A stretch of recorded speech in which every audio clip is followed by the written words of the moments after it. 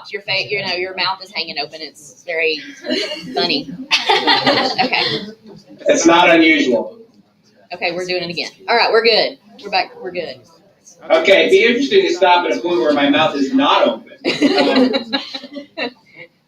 So Wyatt, we were talking about, do I consider myself an expert in rhetoric? What's really fun is that when I do consulting work, I insist on data for what I do, what the results are. So I'll give you one quick example. I trained a group of pediatricians in California in a new way to talk parents into getting their kids vaccinated if they were resistant to vaccination.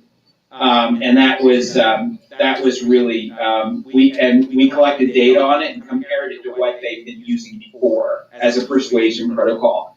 And the results were really positive and they're using it now. So does that make me an expert in rhetoric? Well, it means I tried stuff out and some of it worked. So Middlebury College has asked me to teach this winter. It's going to be the first time I've ever taught, and I'm going to see just how hard this teaching thing is, and I'm terrified. Amen. Sorry.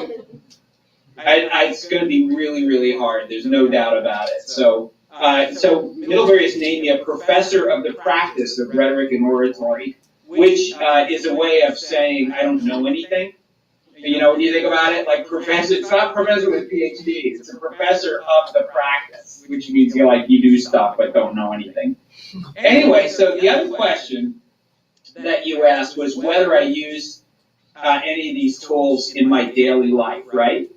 Yes. I think that's what you asked, Wyatt. And the thing is, not only do I do it, but my wife does it.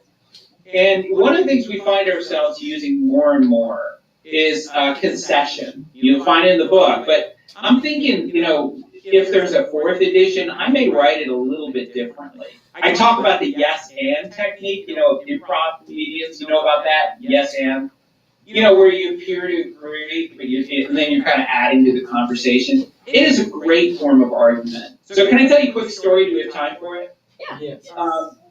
So my wife and I this year celebrated our 35th wedding anniversary, and we decided we'd go on a trip, and we had saved 5 years for this trip. So we could pretty much do anything we wanted within reason. And so I had my heart set on Nicaragua, on this particular eco resort in Nicaragua. And I imagine, lying in a double hammock, drinking whatever they drink down there, and listening to howler monkeys. And so my wife is the kind of person you have to be prepared for. She's really put together. She's a very organized person. So I had my argument already. I've done my research. And I thought of everything she loves to do, because you know that in rhetoric, if you're going to argue logos, it's all about what's advantageous. What's the advantage of the other person, not for you? So I wasn't going to tell her I want to go to Nicaragua because I've always wanted to go there, and it's a really cool place, and they don't have the Contras anymore, Instead, I thought about everything she loves. So I said, just think of the flowers. And she said, yeah, I love gardens. And I'm thinking, I don't think there are any gardens in this. And then I said, and think about the wildlife. And she said, yeah, animals. You know how much I love animals, especially sheep. And I'm like, I don't think there are any sheep at this eco resort in Nicaragua. And we're going on. I talk about hikes, and she changed it into walks. And after a while, I realized she was getting somewhere with us. Well, guess where we ended up going for our anniversary? It wasn't Nicaragua. Ireland. We ended up hiking through miles of sheep meadow in rainy, cold the Cotswolds of England. That's what she turned this into. So it was all because of concession, this yes and technique. She did it so agreeably with a big smile on her face. And we had a great time.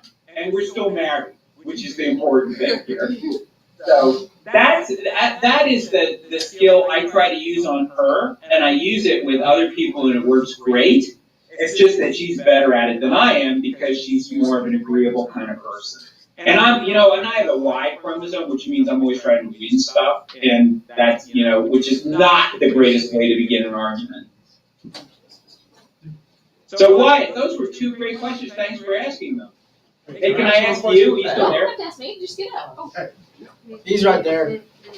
Okay, I just wondered if you got bored and left. No, he's still in here. I'm still here.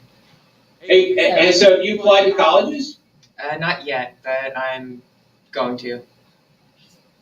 Well, keep in touch with me, will you? Let me know where you go. Okay. What? Wait. What was the question? Nothing, he said, What? I'm sorry. I'm really he nervous said right now. keep in touch. Yeah, I've got his email address, you can get it from Edmund. Okay, yeah, keep in touch. Okay.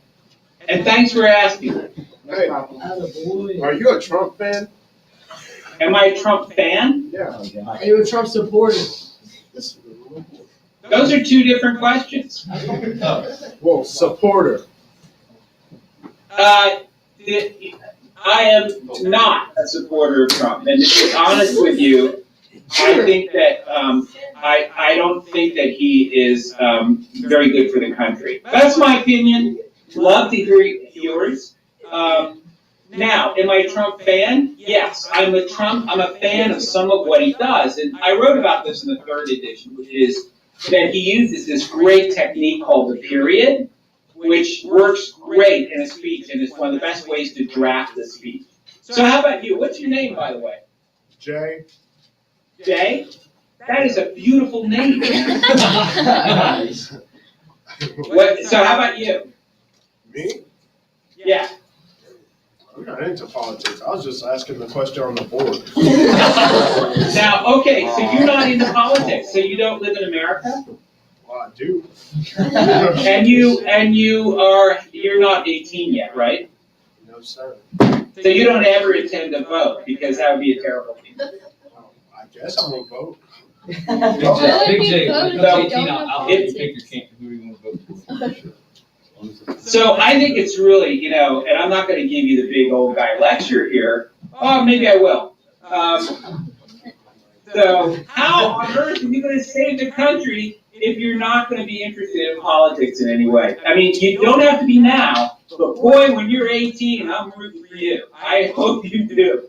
Because it was people not voting who got Trump elected. Now, if you like that, that's great, don't vote.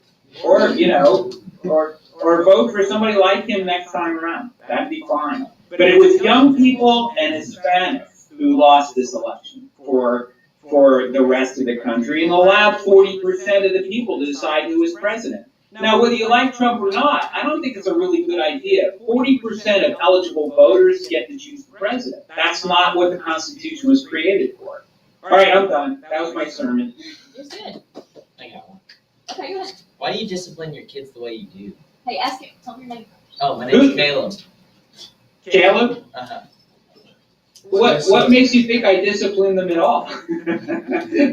My point. Like in the bank or whatever. Yeah, okay. So, how do your parents discipline you? Well, when you're younger and you don't know better, they kind of just spank you until you know, so you don't do it again. He said, When you get older, they have to use more convincing methods because spanking is not going to help really as much.